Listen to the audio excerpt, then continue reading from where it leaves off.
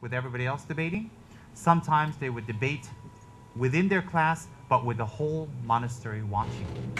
And every single year, there would be debate exhibitions, which means the three great monasteries of the Gelugpa school of Buddhism, Gaden, Sera, and Drepung, which contain over 15,000 monks, would gather and have debate exhibitions. And those are very, very important. And so one year it would be the Drepung and Sera monks would come to Gaden.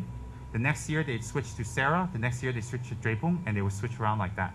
And all the monks of the three monasteries would have group debates and one whole debate, meaning one class would debate and all three monasteries would watch. What we want to say, or what we've been saying, or what we have said, we don't have confidence in what we have said. We don't have confidence perhaps because we didn't put the time, the energy, and the effort into gaining knowledge to talk. So therefore, many people who talk in public or do things in public, sometimes they do things differently behind. And the reason is because what they do behind and in front doesn't match. So therefore, in debate, if you have not studied up, if you don't know your stuff, if you did not prepare, the whole monastery would be watching. And so there are two levels, there are many levels of that the whole monastery is watching. One is you don't learn. Second is you represent your monastery. So the monastery wants to produce great masters and scholars. So if you're not doing your job, you're also not representing your monastery very well. Then another thing is also when you do debate in public, when you do something, if you say something wrong, the monks all give you a catcall. If you do it 2-3 times over, if you're stubborn, some people when they argue, they don't argue to learn, but they argue to win. So when they argue to win, in a normal situation, people cannot do much. But in a monastic situation, when you argue just to win, then the monks will give you catcalls. And if you continue doing it more than 3 times, then they will take their rosary and they will come up to your head and wrap it and bless you 3 times on your head. They will do like this, meaning everybody already knows you've lost your point, but you don't want to lose because it's ego now. So when one of the monks come and wrap their malas on your head, it's really, really, really embarrassing. So if you have an ugly habit, or you have a big ego, or you haven't studied, and you go in front of all the monks and you debate, or you argue, and you're stubborn, you'll be very embarrassed. Why? Because in Malaysia, I've come across a few people who continuously protect their point of view, continuously argue over and over, year after year, again and again and again. And when there's a few people watching, they can get away with it. When there's 1 or 2 people watching, they can get away with it. But these people, I always pray, may they go to Gaden and debate. Because if they go to Gaden and debate, some of these people will not only be getting the mala here, they'll be wearing it. They'll be literally wearing it. Why? When we argue for the sake of argument, you don't learn. When you argue to win, you don't learn. When you argue to put the other person down, that's not Dharma. When you argue to understand, then it's Dharma. And in fact, very great debate masters, they argue in such a way that it's not to put you down or to embarrass you. They argue in such a way that they actually help you and themselves to understand. So those debate masters or those debate people, when they come to debate, it's a very great spectacle. In fact, when they finish debating, some people even scatter flowers on them. Because why? Although they're very sharp in their tongue and very quick in their intellect and very, very excellent in their debate form, and they know things, they did it with a motivation to learn and to help you to learn. So therefore, in KH, they've been having debate competitions between the 11 departments. We have 11 different departments in our organization. So they've been having debate competition that was not my idea. I did not say we should do that. It wasn't my thought at all. They came up with it themselves here, and I'm very, very happy with that. And apparently I've been hearing from people, because I've not attended, that it's been very successful, and it's been very energizing, and it's been a very great learning experience. For some people, it's been overcoming themselves, because when you ask them to debate for their department, immediately they say, no, I don't want to. Why? Then we caught them.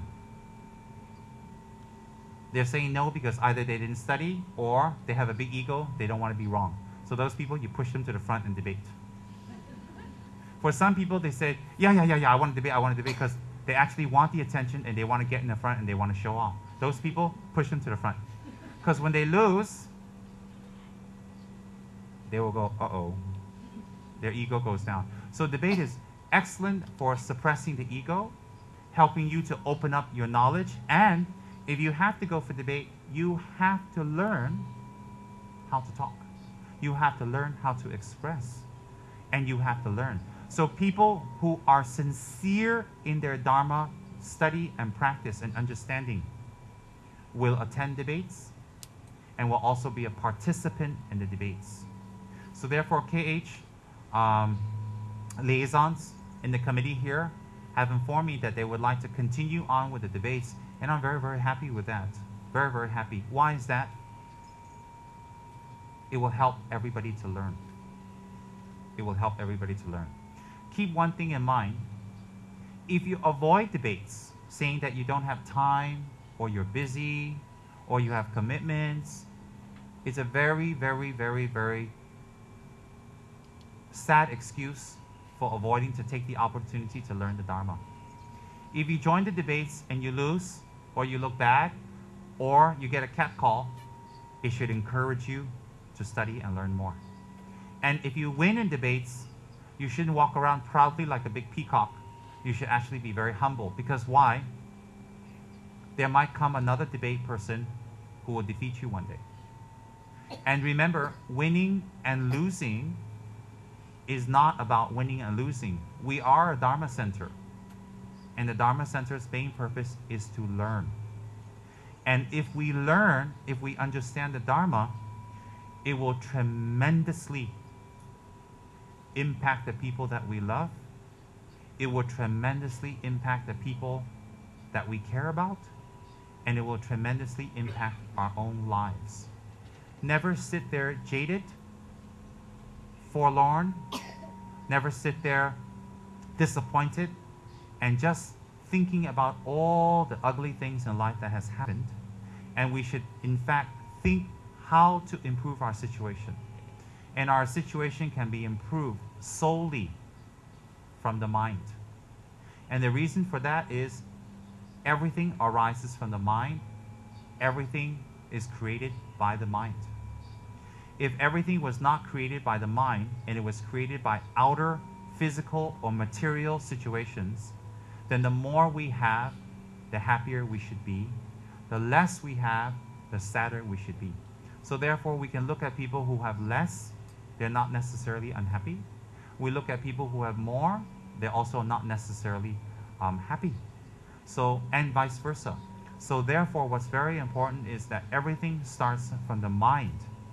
And that is very important to understand. So in our journey together of learning Buddha's holy teachings, it is nothing physical, it is nothing external, it is more internal. So therefore, if we are involved with the Dharma Center, if we are Dharma holders, example, a holder of a position, if we have taken refuge, if we have in any way seen the image of a Buddha or taking refuge in a Buddha, we should definitely exert ourselves more toward the learning of Dharma. Why? If we have enough food to eat, if we have enough money in the bank, if we are healthy, if our 5 senses are intact, and if we have a Dharma teacher present, and if we have a Dharma center, and if the Dharma is alive, and we don't grab this opportunity, then we have wasted so much.